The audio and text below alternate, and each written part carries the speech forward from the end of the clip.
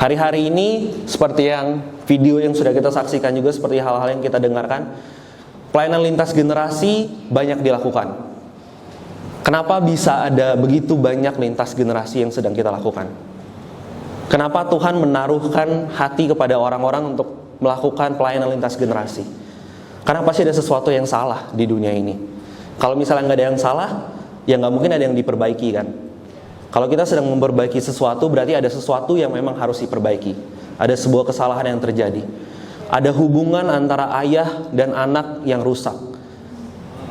Ada hati anak-anak atau hati seorang murid yang hilang di generasi kita, terutama di generasi kami. Kenapa? Ada begitu banyak hal, ada begitu banyak aspek. Ada begitu banyak jutaan keputusan yang diambil berdasarkan egois, berdasarkan diri sendiri, yang menghasilkan generasi-generasi yang tidak menghargai proses, yang tidak menghargai bapaknya, yang tidak menghargai orang-orang yang ada di atasnya. Hari ini saya mau bagikan apa yang saya pribadi alami bersama dengan Tuhan. Hari ini, sharing saya berikan judul atau tema mendengar dan mentaati kehendak Bapa. Bapa yang memang adalah Bapa kita semua, Bapa rohani kita. Banyak hal yang bisa kita pelajari hari ini. Kita buka di Matius 28 ayat 19 sampai 20. Saya bacakan. Karena itu, pergilah, jadikanlah semua bangsa muridku dan baptislah mereka dalam nama Bapa dan Anak dan Roh Kudus, dan ajarlah mereka melakukan segala sesuatu yang telah kuperintahkan kepadamu, dan ketahuilah aku menyertai kamu senantiasa sampai kepada akhir zaman. Saya yakin dan percaya Bapak Ibu sudah sering mendengar ayat ini. Amin. Saya mau bagikan di poin yang pertama adalah kehendak Bapa atau tujuan Bapa untuk kita semua pasti berfokus dengan manusia.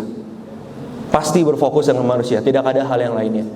Karena dengan jelas dibahas di Matius adalah waktu saat terakhir Tuhan Yesus mau naik ke surga.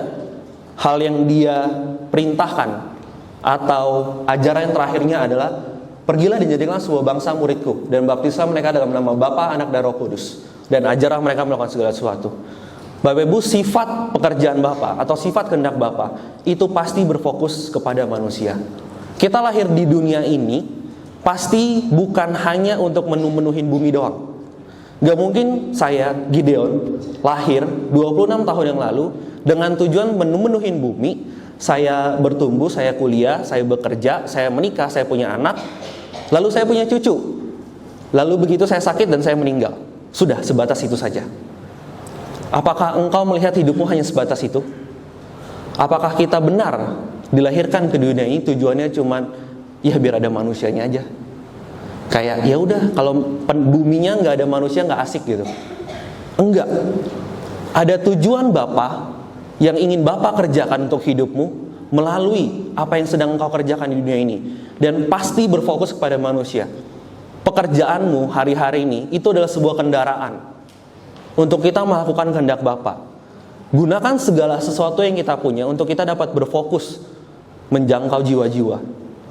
Pekerjaan kita, mau kita menjadi pendeta, mau kita bekerja secara sosial, marketplace, kita punya bisnis, apapun itu, gunakan itu bagaimana engkau dapat menjangkau jiwa-jiwa. Di kantor, di dalam bisnismu, pasti ada kesempatan untuk kita dapat menjangkau jiwa-jiwa, membagikan hidup kita. Karena pekerjaan Bapa tidak jauh-jauh dari manusia. Jadi panggilan Bapa, garis dasarnya adalah apakah engkau mengerjakan jiwa-jiwa? Gak ada yang lainnya. Dan waktu kita berdoa untuk apa yang kita lakukan, pekerjaan kita, Bapa, apa yang mau engkau lakukan? Pekerjaan Bapa apa? Panggilan hidup saya apa?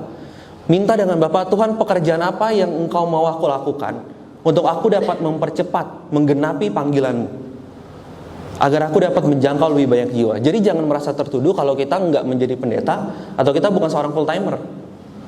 Tapi dimanapun kita berada, di pekerjaan manapun yang Tuhan taruhkan, di situ adalah ladang engkau untuk engkau memberitakan Injil itu. Dari mana? Dari kebaikan Tuhan yang sudah Tuhan lakukan untuk hidup kita. Apa yang sudah Tuhan lakukan untuk hidupmu? Ada begitu banyak kesempatan yang pasti terjadi. Fokus Bapa pasti dengan manusia. Pekerjaan dan kendaraannya minta dengan Tuhan.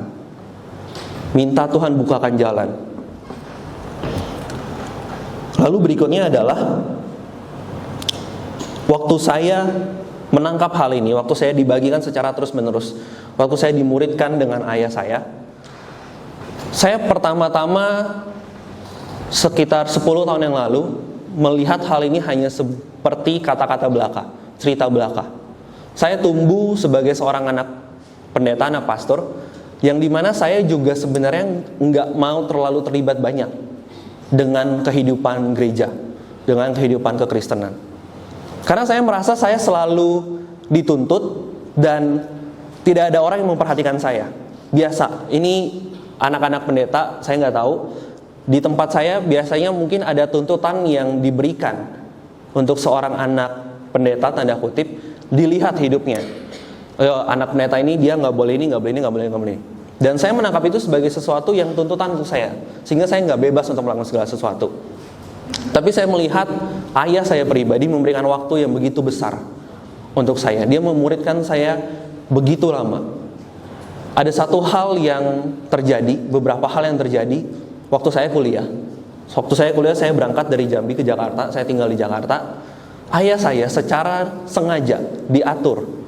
Dia menyempatkan waktu, kalau dia ke Jakarta seminggu, dia menyempatkan waktu 3 hari mengikuti jadwal saya, jadwal kuliah saya, untuk dia dapat ngobrol dengan saya, untuk dia dapat berbicara dengan saya dalam segala sesuatunya. Kami pernah ngobrol sampai jam 2 pagi, sampai jam 3 pagi, mulainya itu jam 12 malam. Karena kuliah saya kuliah di BSD, kadang-kadang saya pulang mengerjakan tugas itu jam 12, jam 1. Dan ayah saya tetap nungguin. Bahkan paginya dia ada pelayanan jam 5. Tapi dia rela untuk memberikan waktunya untuk dapat memuridkan saya, karena dia sudah merasa kehilangan saya. Ada hal yang dia lihat, sayanya dia tidak mengenal lagi anaknya. Dan saya pribadi memang sengaja untuk tidak terlalu banyak ikut campur, karena saya beranggapan bahwa saya tetap bisa melayani Tuhan kalau saya sukses di marketplace. Saya memaksakan kehendak saya dengan Tuhan. Padahal bertahun-tahun sebelumnya, waktu saya masih kecil, panggilan Tuhan itu sudah ada untuk hidup saya pribadi. Panggilan Tuhan sudah ada begitu keras untuk hidup saya, untuk saya melayani Tuhan sepenuh waktu. Dari sejak saya kecil, dari sejak saya umur 3 tahun. Dan diteguhkan oleh begitu banyak hamba Tuhan. Tapi saya tetap bilang dengan Tuhan, Tuhan saya nggak mau. Saya maunya, saya bisnis dan saya bekerja. Saya nggak mau melayani Tuhan sepenuh waktu. Karena saya nggak kuat Tuhan dengan apa tuntutan orang. Tuntutan orang begitu besar, saya nggak sanggup. Tapi saya melihat hati ayah saya yang begitu besar untuk dapat memuridkan saya. Waktu kita berbicara tentang pelayanan lintas generasi, pelayanan lintas generasi hanya berbicara satu hal, berbicara tentang apakah engkau mau rendah hati. Ayah saya orang yang pertama menerapkan rendah hati tersebut kepada saya. Dia begitu rendah hati, merendahkan dirinya untuk dapat menyesuaikan jadwal dengan saya, mendengarkan keluhan saya, membatalkan begitu banyak jadwal dengan orang-orang. Karena kan dia tinggal di Jambi, waktu dia ke Jakarta itu gak sering. Tapi dia membatalkan itu semua, janji-janjinya, untuk dia bisa berbicara dengan saya. Hal-hal yang sangat random. Apa yang saya kerjakan di kuliah, bagaimana hidup saya. Sampai saya juga akhirnya mendapatkan, ternyata saya juga harus rendah hati. Saya harus mendengarkan. Saya harus mencari dia. Saya harus mencari Bapak rohani saya. Waktu hubungan saya dan ayah saya dipulihkan, akhirnya saya juga mau tertanam lagi di gereja. Waktu itu gereja kami belum ada di Jakarta. Saya tertanam di sebuah gereja lokal di Gading Serpong. Dan puji Tuhan sampai hari ini saya masih memiliki pemurid yang terus connect. Ada sepasang hamba Tuhan yang memperhatikan hidup kami. Sampai hari ini saya memiliki sekitar 5 atau 6 pasang orang-orang yang memuridkan saya. Hamba-hamba Tuhan, juga orang-orang yang bergerak di marketplace. Kenapa? Karena pada akhirnya saya menyadari saya nggak bisa hidup sendiri. Saya harus rendah hati untuk mencari orang-orang tersebut. Saya harus mendengarkan mereka. Apa yang menyebabkan saya bisa mau? Karena saya memiliki hati murid. Hati murid yang begitu dalam yang saya dapatkan. Di poin yang kedua, ini adalah sebuah kisah yang sangat menarik, berdiskusi atau memberikan waktu yang berkualitas. Kita baca di Kejadian 22 ayat 6 sampai 8. Saya baca pertama, Bapak Ibu tolong baca ayat yang ganjil. 1, 2, 3. Lalu Abraham mengambil kayu untuk korban bakaran itu dan memikulnya ke atas bahu Ishak anaknya. Sedang di tangannya dibawanya api dan pisau. Demikianlah keduanya berjalan bersama-sama.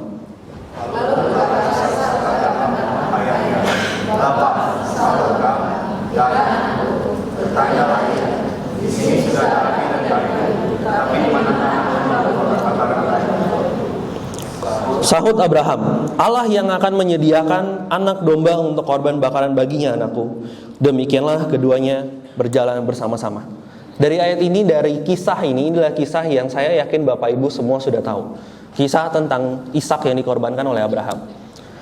Waktu saya merenungkan hal ini, saya merenungkan bahwa Abraham, waktu dia membawa Ishak dari kaki bukit sampai ke atas, ke tempat persembahannya, ada, boleh saya bilang mungkin lebih dari 4 jam, lebih dari 5 jam untuk berjalan kaki bersama-sama dengan Ishak naik sampai ke atas.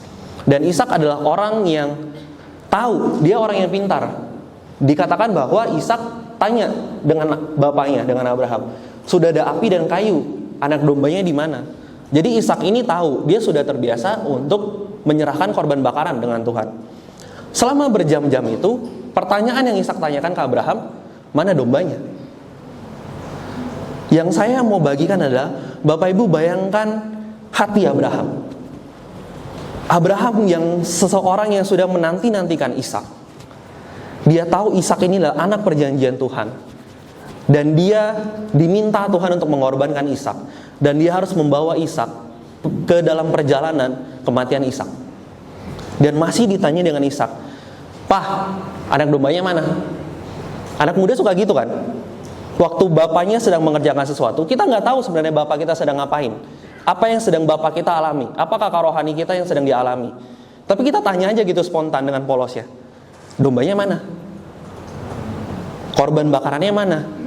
Di posisi Abraham, dia sedang membawa anaknya sendiri ke dalam kematian sebagai korban bakaran. Ada begitu banyak tekanan yang Abraham terima, tapi dia masih rela untuk dia dengan rendah hati menjawab Ishak, Allah yang akan menyediakan anak domba untuk korban bakarannya.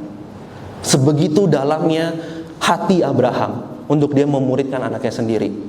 Dengan rendah hati dia menjawab anaknya. Karena anak-anak, Ishak, orang muda, itu kita maunya segala sesuatu itu cepat, kuat. Dikatakan bahwa Ishak diberikan api, diberikan kayu di atas bahunya Ishak untuk korban bakaran itu. Berarti kan dia kuat. Dia manggul itu berjam-jam. Kekuatan dia sangat besar. Dan dia nanya mulu sama Abraham. Selama 4 jam gak mungkin dong percakapan mereka cuma ini doang. Bapak dan anak loh. Bayangkan hati Abraham yang begitu besar waktu dia menahan tekanan, mengetahui kalau anaknya harus dibunuh, kalau anaknya harus dikorbankan. Dan dia tetap menguatkan anaknya. Pelayanan lintas generasi berbicara tentang kerendahan hati. Waktu kita melihat Ishak seperti orang yang nggak tahu apa-apa. Korban bakarannya di mana, Bapak? Gunung Batu itu, waktu saya baca, gunung batu, udah pasti nggak ada domba. Nggak mungkin ada domba yang cari rumput sampai ke atas gunung kan? Karena gunung batu nggak ada rumputnya. Jadi jawaban Ishak pun, kalau jawaban Abraham, kalau saya jadi Ishak, saya mempertanyakan jawaban bapak saya, mana ada kambing domba di atas gunung batu? Gak mungkin. Mana ada domba yang cari makannya di atas gunung batu? Adanya batu doang, gak ada rumput. Tapi Ishak tetap diam dan mengikuti apa yang Abraham lakukan. Waktu kita nggak tahu sebagai anak-anak muda, kita nggak tahu sepertinya arahan dari bapak rohani kita, dari kakak rohani kita, kayaknya ini nggak masuk akal. Ini kayaknya membingungkan saya. Jalan di depan sana kayaknya nggak mungkin. Tapi tetap percaya, tetap melihat firman Tuhanlah yang akan memerdekakan kita dari pikiran kita pribadi. Waktu COVID 2020 terjadi, setelah saya selesai kuliah di Jakarta, saya memutuskan untuk saya pulang ke Jambi. Karena orang tua saya minta saya pulang ke Jambi. Karena saya kalau kerja di Jakarta hari itu kan Bapak Ibu tahu Covid 2020 sangat mencekam. Jadi dibilang ya udah kamu pulang dulu aja ke Jambi, cari kerja dulu di Jambi. Lalu saya bilang dengan ayah saya, oke, baik. Tapi kira-kira saya mau ngapain di Jambi? Nah, 2 tahun sebelum itu, tahun 2018 atau tahun 2019, sekretaris pribadi dari ayah saya meninggal dunia. Dia meninggal dunia dan ayah saya tidak memiliki sekretaris berikutnya. Tidak ada orang yang bisa. Karena begitu banyak jadwalnya, harus bisa bahasa Inggris dan bekerja di bawah tekanan bersama ayah saya. Kalau Bapak Ibu tahu Ko Ahyong, ya dia orangnya sangat dominan. Dia orang yang sangat tegas waktu sedang bekerja. Jadi sudah dicoba beberapa kali orang-orang untuk menjadi sekretarisnya, nggak ada yang bisa. Akhirnya anaknya lah yang dikorbankan.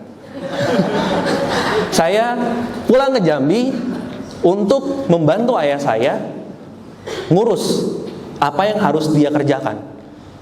Bergerak di gereja lokal kami di Jambi, membantu ayah saya.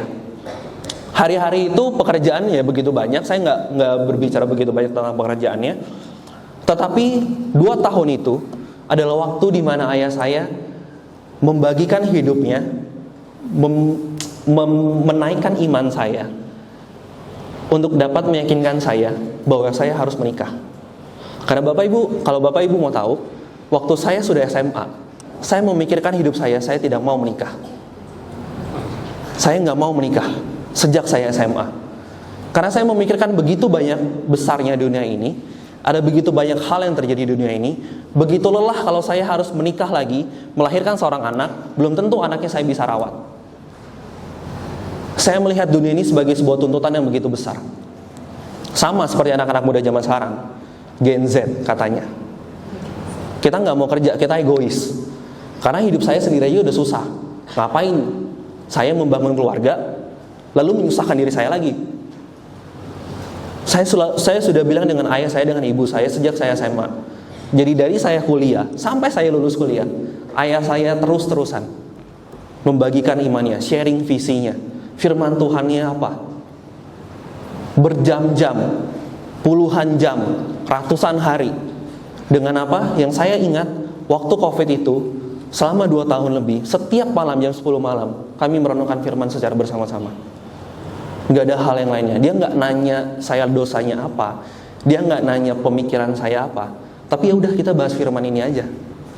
Jadi firman itu Bapak Ibu, waktu kita sharingkan bersama-sama, waktu kita hidupi bersama-sama, itu bisa masuk ke dalam hatimu, ke dalam pikiran alam bawah sadarmu, mengubahkan paradigmamu.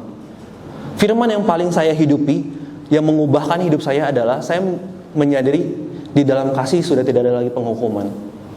Di dalam kasih sudah tidak ada lagi penghukuman. Bertahun-tahun kakak pembina saya juga yang berada di Gading Serpong menaruhkan hal itu untuk hidup saya. Bahwa saya dikasihi sepenuhnya karena saya adalah anak.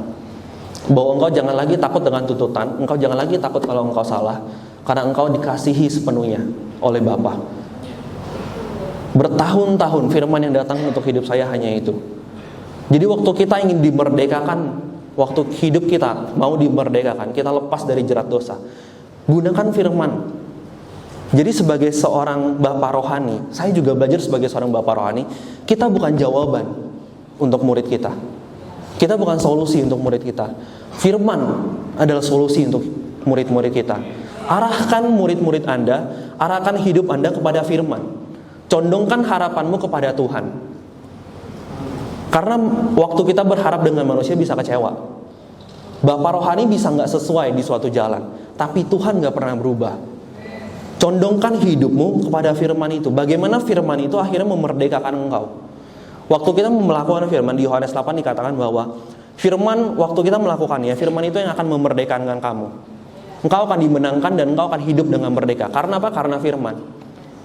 Simple. Kalau anak muda dahulu, misalnya saya dosanya pornografi, masturbasi, jatuh dalam dosa, kembali ke kakak pembina, mengakui dosa, didoakan, balik lagi jatuh dalam dosa, akui lagi, akui lagi, akui lagi. Tapi firmannya di mana? Pornografi itu hanya sebuah buah dari dosa yang ada di dalam. Pornografi itu bukan akar dosanya. Apa akar dosanya? Cari tahu lebih dalam lagi. Akar dosa saya ternyata adalah saya melihat hidup ini sebagai sebuah tuntutan. Saya minta dihargai oleh orang-orang karena saya dituntut terus-menerus. Akui akar itu. Minta Tuhan bukakan kejadian apa yang mengubahkan paradigma saya, Tuhan. Apa kejadian yang begitu besar di hidup saya yang terjadi sampai akhirnya saya menjadi orang yang seperti ini. Waktu saya merenungkan hal itu, ternyata saya adalah orang yang setiap hari di gereja dituntut untuk melakukan A, B, C, D, dan F, G. Tapi tidak ada apresiasi. Salah di saya juga. Karena saya mencondongkan harapan saya dengan manusia. Saya tidak mencondongkan harapan saya dengan Tuhan. Saya mengakui hal itu. Firman-Nya yang memberikan saya adalah bahwa saya dikasihi. Tidak ada lagi penghukuman. Terus menerus saya renungkan hal itu sampai menjadi sebuah paradigma baru di hidup saya. Kalau ternyata bukan karena apa yang saya lakukan, bukan karena apa yang saya relakan, tapi saya dikasih sepenuhnya aja sama Tuhan. Udah, titik sampai di situ. Saya dikasihi Tuhan bukan karena saya baik. Saya dikasihi Tuhan bukan karena saya melakukan begitu banyak pelayanan. Saya dikasihi Tuhan bukan karena saya memenangkan begitu banyak orang, tapi karena Tuhan mengasihi saya aja. Udah. Karena waktu kasih itu menerobos hidupmu, engkau akan diubahkan. Engkau akan melakukan pelayanan-pelayanan tanpa diminta. Dan karena apa? Karena api yang udah begitu besar itu. Jadi dasarnya gak berubah lagi. Jadi mau respon orang apapun yang terjadi di hidup kita, mau respon pembina apapun yang terjadi, mau kita gak sesuai dengan pembina kita, tapi karena dasar kita sudah kuat, firman tersebut, kita gak gampang goyang. Kemanapun kita pergi, masalah bisa tetap terjadi Bapak Ibu. Masalah akan tetap ada sampai kita mati. Tapi apakah engkau tetap mencondongkan hatimu dengan Tuhan? Apakah engkau tetap melihat bahwa pekerjaan Tuhan harus digenapi melalui masalah-masalahmu? Ada begitu banyak hal yang bisa kita renungkan dengan pekerjaan Tuhan. Berikutnya, ini ada foto saya bersama dengan ayah saya. Ini ada foto yang ada apinya, lalu ada masak-masaknya itu. Ini adalah foto sekitar bulan lalu kalau nggak salah ya. Ya, bulan lalu. Bulan lalu itu kira-kira sekitar 3 bulan atau 2 bulan setelah saya menikah. Saya menikah di bulan Mei.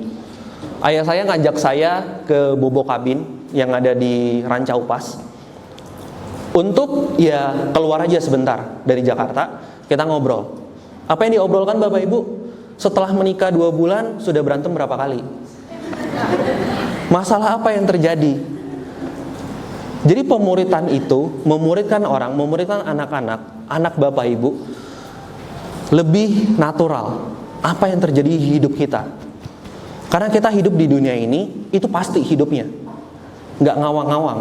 Masalah yang di depan mata itu terjadi. Ini beneran loh gitu. Kalau kita nggak ada duit, ya nggak ada duit beneran gitu. Bukan kayak ngawang-ngawang. Kalau nikah, 2 orang yang berbeda bersatu, kita udah ikut BPN begitu banyak.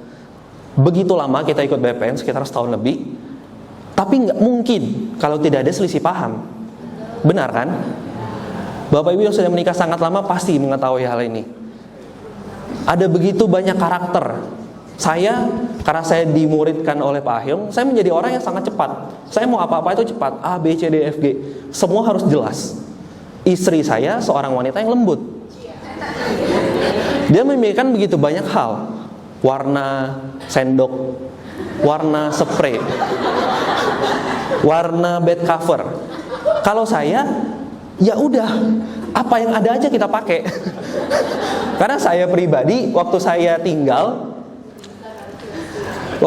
di Jakarta, bed cover saya atau spray saya, itu saya ambil dari rumah yang di Jambi. Saya bawa ke Jakarta untuk saya pakai. Dalam pikiran saya waktu saya menikah, ya udah pakai itu aja sih.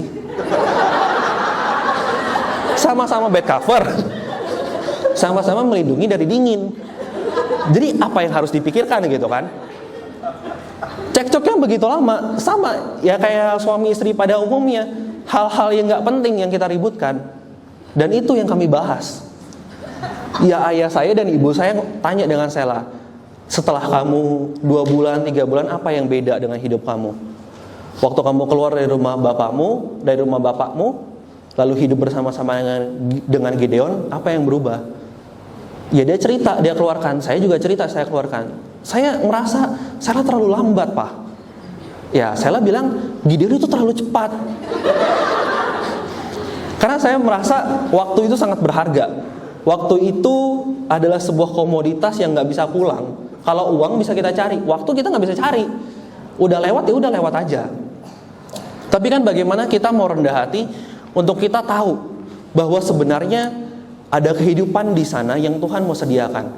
Sampai pada akhirnya saya bilang dengan ayah saya, iya saya mau menikah. Waktu itu saya belum kenal dengan Sela. Di tahun pertama, kita pacaran sekitar 2 tahun. Saya bilang, iya saya mau untuk saya bangun hubungan. Saya mau coba untuk saya bangun hubungan. Untuk saya mau dimuridkan. Tapi saya minta dengan ayah saya minta berikan saya orang-orang, terutama papa juga sendiri, untuk tetap memuridkan saya walaupun saya sudah menikah. Berikan saya rasa aman untuk saya menceritakan segala sesuatunya. Karena itu penting Bapak Ibu. Kita sebagai seorang murid, kita harus punya rasa aman untuk kita cerita, untuk kita diterima. Karena keterbukaan adalah awal dari pemulihan. Dan waktu kita terbuka, pastikan pembina-pembina kita juga menerima hal tersebut. Karena kita berbicara tentang kehidupan di dunia ini. Badan kita, daging kita, ini kuat. Dia menarik kita, roh kita ditarik dengan daging tersebut. Tapi kita yang sudah terima Tuhan, kita juga punya Roh Kudus. Kita punya hidup sebagai roh itu kan. Tapi selama kita hidup di dunia ini, ya roh ini akan tarik-tarikan. Dua roh ini akan terus menarik engkau setiap harinya. Roh daging akan tetap menarik engkau, mencondongkan engkau dalam pilihan-pilihan daging, dan roh kudusnya akan tetap menarik engkau. Jadi memang setiap hari adalah sebuah pilihan. Apakah aku hari ini mau hidup berdasarkan roh kudus atau berdasarkan keinginan dagingku? Itu adalah sebuah pilihan. Dan akhirnya ya saya berjalan bersama-sama dengan ayah saya, dan saya juga membangun hubungan dengan Sela hari itu. Saya bangun hubungan dengan Sela adalah sahabat saya di SMA. Dan waktu kami ke Jakarta, akhirnya saya memutuskan untuk setelah 2 tahun, setelah saya pulang ke Jambi, saya dimuridkan ayah saya. Ya tentu saya dimuridkan sudah dari saya lahir. Saya tanya dengan Tuhan, apakah ini sudah waktunya untuk saya ke Jakarta? Karena ada kerinduan di hati saya tetap bisa bergerak di marketplace. Saya tetap bisa bekerja. Lalu aku bilang dengan Tuhan, saya pribadi bilang dengan Tuhan, ini kejadiannya sudah 2021 akhir. Saya apply kerja, saya kirim CV saya kemanapun. Saya bilang dengan Tuhan, pekerjaan apapun yang Engkau berikan pertama kali, itu adalah pekerjaan dari Engkau. Saya ambil, apapun itu. Saya nggak peduli saya lulusan universitas mana, gajinya berapa, tapi saya mau ambil. Karena saya tahu dari Engkau. Karena mungkin itu adalah tanda kalau memang saya sudah harus ke Jakarta untuk saya melakukan apa yang Engkau mau di Jakarta. Lalu benar, nggak lama 2 bulan ada satu interview yang dipanggil. Saya bekerja sebagai seorang admin purchasing, lebih tepatnya di sebuah perusahaan bangunan yang cukup besar di Jakarta. Dengan gaji yang dijanjikan adalah 5 juta. Tapi waktu saya menjalaninya, gaji yang saya terima itu 2,5 juta. 3 juta di Jakarta, di mana saya harus bayar kos saya harus bayar bensin saya, makan saya, bayar perpuluhan, dan segala macamnya. Dan saya di hari itu, di titik itu, saya berusaha sekuat tenaga saya. Saya merenungkan dan saya bilang dengan Tuhan, ini tetap dari Engkau. Aku gak mau menyalahkan Tuhan. Pekerjaan yang begitu sulit, saya harus begadang, masuk jam 7 pagi, pulang jam 9 malam, sampai di rumah tetap harus online sampai jam 12 malam. Begitu terus-terusan, sakit-sakitan, gajinya gak sesuai. Saya bilang dengan Tuhan, waktu saya melakukan ini, saya tahu saya melakukan ini karena iman. Waktu saya bilang dengan Engkau, pekerjaan apapun yang datang pertama kali, saya sudah tahu itu iman saya bersama dengan Engkau. Iman itu adalah sesuatu yang begitu personal Bapak Ibu. Pilihan apapun yang Engkau ambil, kalau Engkau mengambilnya berdasarkan iman, itu nggak salah. Tetapi kalau waktu Engkau menjalaninya tidak sesuai yang terjadi, Apakah engkau lari dari imanmu? Apakah engkau menyalahkan Tuhan? Ini gak sesuai Tuhan, gak enak Tuhan. Tapi apakah engkau tetap mau untuk engkau melihat ini iman aku dengan Tuhan, personal aku dengan Tuhan, aku akan tetap menjalaninya. Saya melakukan hal itu, saya tipes, saya sakit 2 minggu lebih. Lalu saya minta dengan Tuhan, Tuhan, saya minta kali ini berikan saya pekerjaan yang baru, karena saya sakit. Jadi hubungan kita dengan Tuhan, hubungan kita dengan Bapa kita, itu begitu personal. Lalu kita bicarakan saja. Waktu saya bilang dengan ayah saya, Pak, kayaknya pekerjaannya gak cocok. Bukan salah Tuhan, tapi ya gak cocok aja. Saya sakit, saya gak kuat. Saya gak kuat melihat komputer berjam-jam, 12 jam sehari untuk melihat komputer, saya gak bisa. Lalu saya bilang dengan Tuhan, saya doakan, Tuhan ya saya gak kuat, saya minta pekerjaan baru. Sesimpel itu. Apply lagi pekerjaan yang baru, dapat interview. Jadi iman kita berjalan dengan Tuhan itu bukan sesuatu yang berada di awan-awan, Bapak Ibu. Itu benar dan kejadian. Mukjizat terbesar yang bisa kita alami sebagai orang-orang yang percaya dengan Tuhan. Apakah engkau mengenal siapa Bapamu? Bukan soal keuangan, bukan soal hidup ini dipenuhi dengan begitu berkelimpahan berkat. Enggak, tapi apakah engkau mengenal siapa Bapamu? Apakah engkau mengenal cara Bapa? Apakah engkau mengenal hati Bapa? Itu adalah mukjizat terbesar yang bisa kita alami. Pengenalan kita dengan Bapa kita, apa yang Bapa kita mau lakukan untuk hidup kita. Bagaimana dia melihat kita sebagai seorang anak. Engkau kenal siapa Bapamu, engkau kenal siapa yang kau sembah, engkau kenal apa yang dia mau lakukan. Sampai ke dalam lubuk hatimu. Sehingga apapun yang terjadi untuk hidupmu hari ini, engkau gak goyang, karena engkau tahu pekerjaan Bapa belum selesai untuk hidup aku. Pekerjaan Bapa masih ada. Diskusikan hal tersebut. Kalau kita belum bisa berdiskusi secara direct dengan Tuhan, ya diskusikan dengan kakak pembina, dengan bapak rohani kita. Saya berdiskusi waktu saya pindah ke Jakarta. Hampir setiap hari waktu itu saya teleponan dengan ayah saya 2 jam lebih. Yang saya bicarakan ya apa yang terjadi hari ini. Apa kerinduan ayah saya? Apa pandangan ayah saya terhadap kejadian hari ini? Apa pandangan kakak rohani saya untuk apa yang sedang saya alami? Bukan cuma dengan ayah saya juga teleponan dengan kakak pembina saya. Saya meluangkan waktu 2 jam dalam seminggu untuk saya Zoom, untuk saya telepon dengan kakak pembina saya. Karena saya mau diarahkan. Intergenerasional balik lagi Bapak Ibu, itu berbicara tentang kerendahan hati. Dari kedua belah sisi. Gak bisa cuman bapak rohani yang rendah hati, anaknya juga harus rendah hati. Kita harus mau rendah hati untuk diarahkan. Karena kalau kita nggak mau rendah hati diarahkan, firman-Nya nggak bisa masuk di dalam. Kita nggak bisa melihat pekerjaan Bapa yang sedang dikerjakan. Apakah engkau rela untuk engkau diarahkan hidupmu oleh firman Tuhan, sehingga visi Bapa bisa terpenuhi, visi Bapa bisa digenapi untuk hidupmu. Berikutnya, poin yang ketiga adalah bertindak dan berjalan bersama-sama. Di Yakobus 1 ayat 2-8. Saudara-saudaraku, anggaplah sebagai suatu kebahagiaan apabila kamu jatuh ke dalam berbagai-bagai pencobaan. Sebab kamu tahu bahwa ujian terhadap imanmu itu menghasilkan ketekunan. Dan biarkanlah ketekunan itu memperoleh buah yang matang, supaya kamu menjadi sempurna dan utuh dan tak kekurangan suatu apapun. Tetapi apabila di antara kamu ada yang kekurangan hikmat, hendaklah ia memintakannya kepada Allah, yang memberikan kepada semua orang dengan murah hati dan dengan tidak membangkit-bangkit. Maka hal itu akan diberikan kepadanya. Hendaklah ia memintanya dalam iman, dan sama sekali jangan bimbang. Sebab orang yang bimbang sama dengan gelombang laut yang diombang-ambingkan kian kemari oleh angin. Orang yang demikian janganlah mengira bahwa ia akan menerima sesuatu dari Tuhan. Sebab orang yang mendua hatinya tidak akan tenang dalam hidupnya. Kalau kita bimbang, kita gak bisa dapat apa-apa. Firman Tuhan yang bilang, bukan Gideon yang bilang. Firman Tuhan bilang kalau kita bimbang, kita gak bisa dapat apa-apa. Waktu kita bekerja, waktu kita sudah mantep, oke saya kerjakan. Pikirkan bagaimana orang-orang bisa dijangkau oleh pekerjaanmu. Momentum-momentum yang terjadi di hidupmu, kejadian-kejadian yang terjadi di hidupmu. Bagaimana caranya saya bisa mengenalkan Tuhan kepada orang-orang tersebut? Kalau boleh saya cerita, waktu saya mau menikah, saya menikah itu tidak disupport oleh ayah saya, oleh ibu saya. Memang sudah kerinduan saya, dan ayah saya sudah ratusan kali ngomong, papa sama mama sudah membesarkan kamu dari kamu bayi sampai sekarang.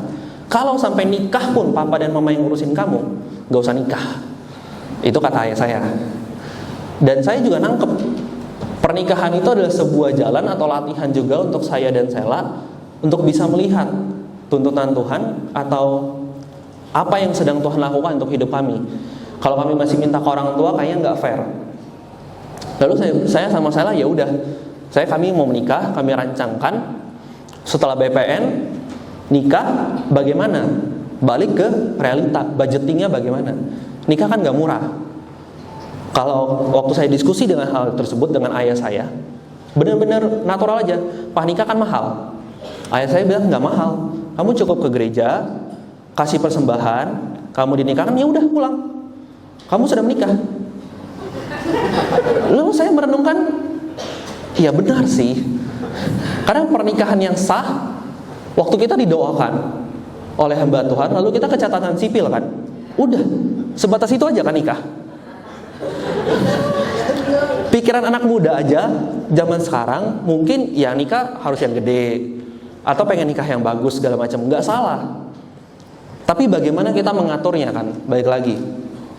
Lalu saya bilang dengan papa, oke, saya menikah, kecil-kecilan aja keluarga dan teman dekat. 50 orang, 100 orang, ya udah, nikah. Permasalahan kedua timbul, nikahnya mau di mana? Mau di Jambi atau mau di Jakarta? Karena saya tumbuh kuliah di Jakarta. Dan semua teman-teman saya di Jakarta. Teman-teman saya semuanya di Jakarta. Tapi keluarga saya semuanya di Jambi. Dan keluarga saya juga sebagian besar di Jambi. Dan jemaat lokal kita begitu banyaknya ada di Jambi juga, nggak cuma di Jakarta. Ini timbul permasalahan yang kedua. Ayah saya bilang, papa juga rindu kalau misalnya kita merayakan hal ini bersama-sama dengan jemaat yang ada di Jambi. Saya bilang, iya, tapi saya nggak ada duit. Saya nggak ada uang. Bapak Ibu harus ingat, harus tahu, saya itu kan baru kerja, baru mulai nabung nih. Baru mulai nabung untuk cicil. Sama istri saya juga, dia juga kerja. Baru mulai nyicil. Lalu saya bilang dengan Tuhan, Tuhan, berikan saya cara, berikan saya pilihan Tuhan, berikan saya damai sejahtera. Apa yang harus saya pilih? Ayah saya itu adalah seorang pastor yang dia punya jemaat kira-kira 3.500 di Sumatera dan di Jawa. Ini memberikan konteks untuk Bapak Ibu, karena begitu banyak orangnya. Jadi saya, anaknya yang pertama mau menikah, kan jadi susah ya. Ini bukan berbicara tentang kekristenan atau yang gimana-gimana banget, berbicara tentang hubungan aja. Kalau misalnya anaknya Pastor Chow Eng nikah, pasti kan kita juga pengen ikut dong, merasakan kebahagiaannya bareng-bareng. Ini berbicara tentang hubungan saudara aja. Dan saya nangkep hati ayah saya. Kenapa? Karena saya dengerin terus waktu dia ngomong, waktu dia cerita. Seru kalau misalnya bapak-bapak pendeta yang lain itu juga bisa ikut bareng. Orang-orang yang sudah lihat hidup kamu dari kamu kecil sampai sekarang juga ikut berbahagia bersama-sama. Gak usah banyak-banyak, gak usah mewah-mewah. Yang penting kita makan aja bersama-sama. Terus-terusan selama setahun lebih. Ya udah, saya bilang, oke, saya mau. Tapi bagaimana caranya? Sampai di suatu kesimpulan, oke, papa pinjamin dulu ke kamu sejumlah uang. Sangat natural aja, realita banget. Kamu nggak ada uangnya, ya udah, papa pinjemin. Nih, papa pinjemin dulu. Sampai di sebuah keputusan, akhirnya saya menikah di Jambi dan di Jakarta 2 kali. Dari yang tadinya hanya pernikahan pengennya 100 orang doang, di Jakarta akhirnya kita mengundang 300 orang, di Jambi 1000 orang. Dan dalam perjalanan itu saya melihat begitu banyak hal yang Tuhan kerjakan. Tapi fokusnya adalah manusia. Waktu saya berjalan, waktu saya melihat, waktu saya nangkep hati ayah saya pribadi bersama dengan Sela, saya nangkep suatu hal yang Tuhan pengen kerjakan melalui pernikahan kami. Bagaimana pernikahan kami bisa diperlihatkan ke orang-orang yang belum mengenal Tuhan, bahwa pernikahan orang Kristen itu berbeda, bahwa pernikahan di dalam Tuhan, pernikahan kudus itu beda. Itu yang akhirnya mendrive saya dan Sela untuk mencari tempat yang besar untuk menampung orang-orang. Jadi pernikahan saya di Jakarta Itu dihadiri 300 orang, 150 oleh hamba-hamba Tuhan dari seluruh Indonesia, 150 dari teman kami semua yang tidak mengenal Tuhan. Dan pernikahan saya bukan resepsi Bapak Ibu, pernikahan saya ibadah. Kami melakukan ibadah di pernikahan dengan durasi 2 jam. Benar-benar saya buat ibadah untuk saya menunjukkan ke orang-orang yang datang, pernikahan Kristen, pernikahan kudus itu berbeda. Dan akhirnya setelah saya selesai menikah, ada begitu banyak orang yang samperin kami, teman-teman ayah saya yang belum percaya Tuhan, teman-teman kami berdua yang belum percaya Tuhan. Mereka melihat bahwa ternyata berbeda sekali. Saya merasakan begitu ada kedamaian di pernikahan kalian. Saya begitu banyak menghadiri pernikahan orang-orang, tapi saya nggak pernah hadir pernikahan yang seperti ini. Beda banget, nangkep banget hubungan antara ayah dan anaknya. Bagaimana seorang ayah melepaskan anaknya untuk pergi menikah. Ada hubungan yang saya mau tunjukkan ke orang-orang. Jadi Bapak Ibu fokusnya balik lagi ke orang.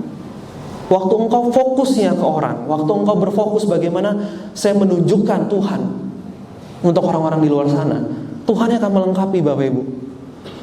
Tapi realitanya saya tetap mencukupkan, saya tetap menyediakan sejumlah uang untuk bisa melaksanakan acara ini. Kami berdua tetap upayakan. Tapi puji Tuhan ya adalah selesai menikah, waktu saya menghitung seluruh berkat yang Tuhan berikan, itu mengcover seluruh biaya pernikahan saya di Jakarta dan di Jambi. Fokusnya bukan berkat sekali lagi Bapak Ibu. Fokusnya adalah waktu engkau berfokus dengan manusia. Saya berfokus dengan manusia dan saya menyediakan uang itu. Kalau memang nggak balik, ya udah. Tujuannya saya adalah untuk melihat orang-orang itu mengenal Tuhan. Udah, that's it. Apakah saya mengharapkan untuk Tuhan memberkati saya supaya pernikahan saya bisa di-cover dengan Tuhan? Iya, saya harapkan. Tapi bukan itu yang utama. Bukan hal yang terutama. Berkat bukan hal yang terutama. Dan di firman Tuhan pun, kalau kita baca dengan teliti, waktu ada kata-kata berkat diucapkan, itu enggak mengucapkan tentang keuangan. Berkat adalah bagaimana engkau mengenal siapa Bapamu. Engkau tahu apa yang sedang engkau lakukan untuk hidupmu. Enggak muluk-muluk. Waktu saya bekerja, saya menikah 3 bulan sebelum saya menikah, saya keluar dari pekerjaan saya. Saya menyerahkan hidup saya untuk saya pelayanan full time bersama-sama dengan ayah saya. Dan hari ini saya melayani bersama-sama dengan ayah saya sebagai sekretaris dia. Dan saya juga melayani di gereja lokal di Green Lake, menggabungkan begitu banyak orang-orang dan gereja-gereja denominasi untuk membantu ayah saya menggenapi panggilan Tuhan untuk hidup saya pribadi. Karena saya dipanggil oleh Tuhan. Saya meninggalkan pekerjaan saya. Saya bekerja di salah satu perusahaan multinasional, perusahaan internasional yang berada di Jakarta. Lalu saya keluar, saya kerja lagi di kontraktor migas. Yang Bapak Ibu tahu, kalau migas pasti uangnya sangat banyak. Dan saya sebagai kepala proyek di situ, yang mengharuskan saya terbang ke berbagai macam kota untuk mengawasi proyek-proyek penggalian minyak dan segala macamnya. Waktu saya ditawarin hal itu, saya diskusi dengan pembina saya, dengan ayah saya bilang, satu-satunya halangan untuk saya menerima hal ini adalah saya jadi nggak punya waktu lagi untuk ngobrol dan untuk komsel dan untuk melakukan pemuritan. Karena kalau sudah berangkat, itu berangkatnya pasti 2 minggu, 3 minggu, uangnya banyak, tapi waktunya nggak ada. Saya bilang dengan ayah saya. Dan sebenarnya juga 2 tahun sebelumnya saya juga sudah membantu di gereja sebagai part time. Lalu saya bilang dengan ayah saya, ya udahlah, saya lepaskan pekerjaan ini dengan tanda dari Tuhan, minta persetujuan dari Bapak Rohani. Salah satu tanda kalau memang Tuhan mau, itu pasti Bapak Rohani, keluarga, dan istri. Kalau memang sudah ada istri, ada kesepakatan yang terjadi. Karena waktu kita sepakat, ya kita percaya itu berasal dari Tuhan. Ada begitu banyak ujian ya kan, udah diuji oleh beberapa orang. Dan saya bilang dengan ayah saya mau melepaskan pekerjaan saya. Ya udah, saya full time. Tapi dengan satu syarat, saya bilang dengan ayah saya, semua penatua harus mendukung. Di tempat kita itu kepemimpinan majemuk, jadi pelita dipimpin oleh sekitar 10 penatua. Dan saya bilang, bukan karena saya anak papa, bukan karena saya anak seorang penatua, Jadi saya dilanggengkan begitu saja untuk full time. Tapi saya mau seluruh orang setuju. Karena saya nggak mau ini hanya api yang semata-mata sebentar-sebentar aja. Uji saya bilang. Uji saya nggak mau ini cuman ya udah anak pendeta full time ya udah boleh gitu. Enggak, saya bilang. Dan akhirnya ya udah dirapatkan, dimitingkan, dipertemukan, diobrolkan. Dan seluruh penatua setuju untuk saya membantu ayah saya sebagai seorang full timer melayani sepenuh waktu. Saya tanggap hal itu dan saya lakukan. Dan saya mengerjakan bersama-sama dengan ayah saya. Tidak menjadi ragu lagi. Karena kalau kita ragu, kita nggak bisa ngapa-ngapain. Kita berusaha dengan hidup, dengan diri kita sendiri, dengan kemampuan kita pribadi. Bener nggak ya, maju nggak ya. Ya hidup, tapi nggak menghasilkan, buahnya nggak ada, karena kita ragu. Berikutnya, aku menunjukkan sebuah foto. Ini adalah foto sebuah komunitas. Sekitar minggu lalu saya mengunjungi mereka di daerah Jawa Barat, di daerah yang cukup radikal, tetangga sebelah kita. Di daerah itu nggak ada gereja, nggak ada rumah doa. Dan kisah ini dimulai dari 2,5 bulan yang lalu, waktu ayah saya dan saya mengunjungi seseorang teman sekolah minggu saya 15 tahun yang lalu di Jambi. Dia pindah ke Bandung, dia merintis usaha, dia usaha di sana. Lalu dia sakit, dan saya sama ayah saya biasa besuk waktu saya ke Jakarta. Karena dia kan mungkin jemaat mula-mula, teman sekolah minggu saya. Kita jenguk di salah satu rumah sakit di Jakarta, lalu ya kita sharing apa yang sudah Tuhan lakukan di Pelita, pekerjaan-pekerjaan Tuhan yang sudah dinyatakan di Pelita, apa yang sedang kita lakukan, perintisan-perintisan gereja yang sedang kita lakukan. Kita ngobrol 2 jam, 3 jam, 4 jam. Sejujurnya nggak enak Bapak Ibu, karena di dalam rumah sakit kita jenguk orang, tapi kita ngobrol sampai 4 jam lebih. Dan sebenarnya saya dan ayah saya itu sudah ada janji lagi di Jakarta Barat. Rumah sakitnya itu di Jakarta Utara dekat Bekasi. Jauh banget, dan itu jam macet. Kalau saya ketemunya itu jam besuknya itu jam 1, 4 jam kemudian kan jam 5. Jam 5 balik dari Bekasi ke Jakarta Barat. Wah, itu sih sangat macet, bisa 2 jam lebih di perjalanan. Dan sebenarnya saya sama ayah saya itu udah ada janji jam 6. Tapi kami tetap rendah hati untuk kami mendengarkan dia cerita tentang keluh kesah hidupnya, tentang apa yang sedang ia alami, tentang penyakitnya. Selama berjam-jam, diulang-ulang terus. Dan waktu kami selesai melakukan hal itu, ya udah kami pulang. Setelah kami pulang, bulan depannya orang ini telepon lalu bilang, "Ko Hyong, Gideon, kemarin minggu lalu saya ada beli tanah di daerah ini, lalu ngobrol dengan ibu notarisnya." Kan kalau misalnya beli tanah pasti harus ada notaris kan. Ngobrol dengan notarisnya, ternyata notaris ini punya sebuah komunitas yang nggak ada menaunginya, nggak ada bapak rohani yang menaunginya. Lalu nggak ada tempat ibadahnya. Terus lahan yang saya beli atau bangunan yang saya beli itu saya bilang boleh pinjamkan ke komunitas ini untuk beribadah. Dan alhasil minggu lalu saya bersama dengan salah satu tim pembinaan kami di Jakarta mengunjungi mereka di Jawa Barat. Dan Bapak Ibu tahu, ternyata di daerah sana, di kawasan sana, ada begitu banyak orang yang mengenal Tuhan, tapi nggak ada tempat ibadah Bapak Ibu. Karena ya balik lagi, daerah itu memang dari dulu nggak boleh ada orang Kristen masuk. Tapi kami membuka diri untuk kami masuk ke sana malam-malam, melihat komunitas mereka. Dan ternyata begitu banyak kesaksian yang terjadi untuk hal itu. Komunitas ini begitu kuat yang gak ada gerejanya. Karena kalau mereka mau ke gereja, mereka harus ke kota besar. Kalau di Jawa Barat, ya di Bandung. Berjam-jam perjalanan naik motor, berjam-jam perjalanan naik mobil. Mereka gak sanggup. Karena ada beberapa orang sedang hamil, punya anak-anak, cuma punya sepeda motor. Akhirnya saya bersama dengan ayah saya, oke, kita naungi tempat ini. Kami menampung kegelisahan mereka. Saya mau mengerjakan segala sesuatunya untuk Tuhan. Enggak lagi berdasarkan apa kata saya. Kalau memang Tuhan merancangkan hal tersebut, waktu kami pergi mendoakan orang sakit, dan orang sakit itu memberitahukan ada kegerakan yang bisa menaungi ibu-ibu di sini, ya kami kerjakan. Jadi waktu kami ke sana, itu dengan kondisi kami tidak mengenal mereka. Jadi waktu kami kami berempat, saya, Sela, lalu Ko Peter, Yulia istrinya, kami jalan dari Jakarta. Kami bertanya di jalan, ini kalau sampai sana nggak ada orangnya gimana ya? Karena kan kami hanya mendengar ada satu ibu-ibu yang punya komunitas. Lalu ya udah kami kucuk-kucuk dari Jakarta gitu, ke sana malam-malam, sampai di sana jam 9, jam 8 malam. Tempatnya sangat gelap, jalannya sangat sempit, cuma buat satu mobil.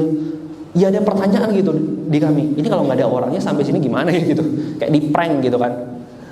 Tapi ya udah kami kerjakan. Ternyata puji Tuhan sekali sampai di sana mereka begitu haus, mereka begitu cinta Tuhan.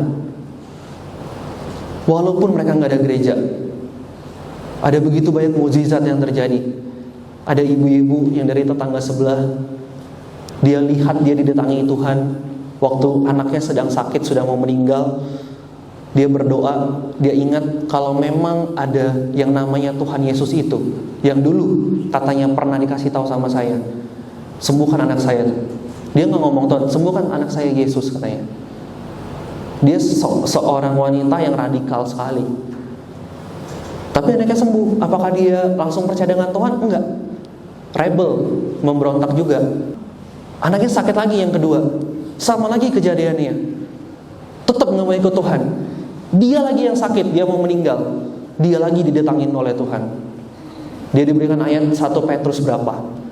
Secara jelas ada orang yang ngomong dengan dia, seperti sesosok malaikat. Dia mau? Enggak juga. Dia tetap enggak menjawab panggilan itu. Sampai pada akhirnya dia bilang dengan Tuhan, Yesus katanya, kalau memang engkau ada dan engkau hidup, saya mau ibadah. Tapi saya mau dijemput dari daerah itu yang sangat kecil. Lalu saya mau dijemput pakai mobil, dan saya diberikan uang kolekte. Entah bagaimana caranya. Saya juga bingung waktu saya dengerin kesaksian ini. Tapi Bapak Ibu, waktu dia amin, ada mobil di depan sana, di depan rumah dia klakson, tin-tin gitu. Mama, ini misalkan kalau orang-orang daerah gitu dipanggilkan mama siapa gitu, mama Sela atau mama Gideon. Mama Sela, keluar, yuk kita ibadah. Loh, naik apa? Ini dijemput oleh mobil Kijang, dan ini uang kolektenya. Dia juga terperanjak, dan sejak hari itu dia mau melayani Tuhan, dia mau ikut Tuhan. Akhirnya dia menggali apa firman Tuhan itu, dan dia membawa seisi keluarganya untuk mengenal Tuhan. Jadi Bapak Ibu, fokuskanlah dirimu untuk bersama-sama berjalan dengan Bapak rohani, dengan kakak-kakak rohanimu. Relakan dirimu untuk diarahkan oleh firman, diarahkan oleh kakak-kakak rohani. Bisa beda, bisa kesel, bisa. Dan saya pribadi sempat marah dengan kakak rohani saya. Kenapa? Karena waktu saya cerita berkali-kali dengan dia, dia tidak pernah memberikan solusi untuk hidup saya. Dia gak pernah bilang, firman Tuhan bilang kamu harus kayak gini. Dia hanya menguatkan saya bertahun-tahun lamanya, sampai saya akhirnya ternyata saya harus cari solusinya dengan Tuhan. Saya harus dapat secara pribadi firman Tuhan yang mengubah paradigma itu. Bukan karena apa kata pemurid saya, apa kata pembina saya, tapi mereka adalah orang yang menemani engkau berjalan bersama-sama dalam perjalanan ini. Untuk engkau tetap bisa berjalan, melihat, walaupun hal masalah terjadi di hidupmu, keadaan ideal terjadi, tapi engkau tetap mencondongkan kepercayaanmu kepada Tuhan. Itulah perjalanan yang harus kita lalui sampai kita mati. Dengan kita terus-menerus melakukan kehendak Bapa. Bapak Ibu, kita mau baca statement ini bersama-sama. 1, 2, 3. Saya rela untuk diarahkan dan berjalan bersama demi visi dan tujuan Bapa digenapi dalam hidup saya. Jadi Bapak Ibu, saya mau menguatkan Bapak Ibu. Saya mau menguatkan teman-teman di sini, teman-teman yang masih muda juga. Cari pembinamu, cari orang-orang yang mau kamu muridkan. Jangan biarkan hidup kita berjalan sendiri. Waktu kita berbicara tentang pelayanan intergenerasional, lintas generasi, itu adalah bagaimana sumber daya, pengetahuan, hal-hal yang terjadi ada terjadi sebuah pertukaran antara kedua belah pihak. Apakah engkau mau rendah hati untuk engkau mendengarkan arahan, mendengarkan isi hati dari Bapamu? Apakah engkau mau cukup rendah hati untuk engkau menyampaikan isi hatimu kepada muridmu? Kalau Bapak Ibu tahu Salomo adalah raja yang diurapi dengan Tuhan. Daud diurapi begitu besar oleh Tuhan. Tapi Bapak Ibu tahu, Salomo ditinggalkan kerajaannya dengan Daud begitu saja. Daud memilih Salomo beberapa detik sebelum dia meninggal. Waktu dia sudah terperanjak di ranjangnya, istrinya membangunkan dia, bilang, "Daud, rajaku, kamu belum memilih siapa raja setelah kamu." Lalu dia pilih Salomo. Setelah itu dia meninggal. Dia meninggalkan Salomo begitu saja. Seharusnya Israel sudah pecah di zaman Salomo, tapi Tuhan mengingat Daud dan tetap dijaga keutuhan Israel sampai Salomo meninggal. Baru kerajaan Israel terpecah. Kita nggak mau menjadi hal seperti itu, Bapak Ibu. Kita mau menjadi seperti Musa yang kita juga menyiapkan generasi kita berikutnya. Kita mau rendah hati untuk kita dengarin, Bapak saya mau saya lakukan apa? Pembina saya mau saya ngapain? Karena waktu kita tahu hati Bapak kita, waktu Yosua tahu, bahkan Yosua menjadi orang yang sangat radikal. Waktu dia melihat keadaan di depan sana, ini gak mungkin. Hal yang di depan mata Yosua itu jelas-jelas gak mungkin. Waktu dia bersama 10 pengintai masuk ke negeri perjanjian tersebut, raksasa begitu banyak, orang-orang begitu kuat. Gak mungkin punya kita tentara Israel yang begitu kecil ini bisa menang lawan mereka. Tapi Yosua dan Kaleb, karena mereka begitu dekat dengan Musa, mereka tahu apa yang Tuhan mau lakukan untuk hidup mereka. Mereka punya iman itu. Dan mereka adalah dua orang, dua-duanya yang berhasil masuk ke tanah perjanjian. Generasi sebelumnya semua gak bisa masuk ke tanah perjanjian, karena dia gak bisa lihat pekerjaan Tuhan yang harus digenapi. Hanya Yosua dan Kaleb lah yang tahu Bapaknya mau ngapain. Kita mau pastikan hari ini hidup kita tahu siapa Bapak kita.